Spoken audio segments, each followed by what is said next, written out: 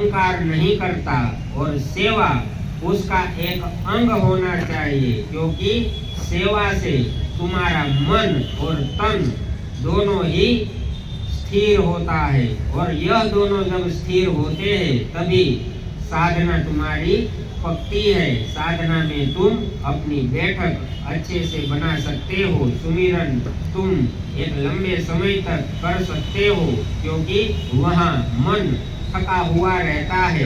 उसे सेवा की आदत जो लगी है, यानी कि मन निर्मल होने लगता है, कमजोर पड़ने लगता है और तुम्हारी आत्मा का तपोबल बढ़ने लगता है।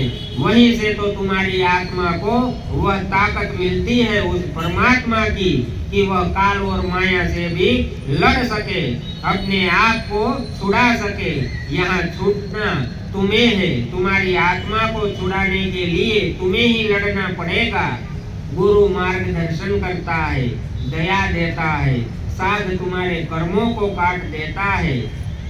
तुम्हारा रास्ता पूर्ण रूप से सरल और सहज कर देते हैं, लेकिन रास्ते पर चलने का काज तुम्हारा है। दया की धार से भक्ति तुम्हारे लिए सहज हो जाएगी, लेकिन भक्ति के मार्ग में लक्ष्य के साथ खड़ा रहना बहुत बड़ी चीज है, और यही चीज से तुम मन चाहा फल प्राप्त कर सकते हो। इसलिए दादा गुरुजी, गुरु स्वामी जी महाराज फरमाते हैं कि वह मालिक तभी देता है जब तुम्हारा लक्ष्य पक्का हो, सच्चा हो, और परमात्मा को पाने के लिए ही तुम हमेशा दौड़ते रहते हो। मन में भी वह मालिक होता है, तन में भी उस मालिक की मौजूदगी नजर आती है। हर जीव में मालिक नजर आने लगता है, तब उस मालिक की दया निरंतर तुम्हारे ऊपर शुरू हो जाती है।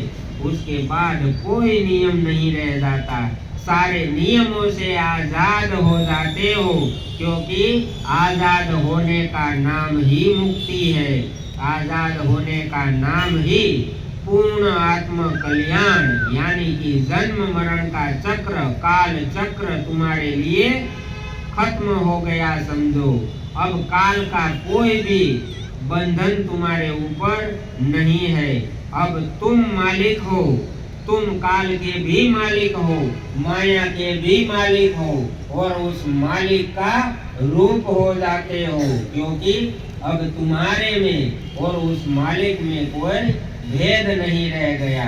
इसलिए तो दादा गुरुजी, गुरु स्वामी जी महाराज के दरबार में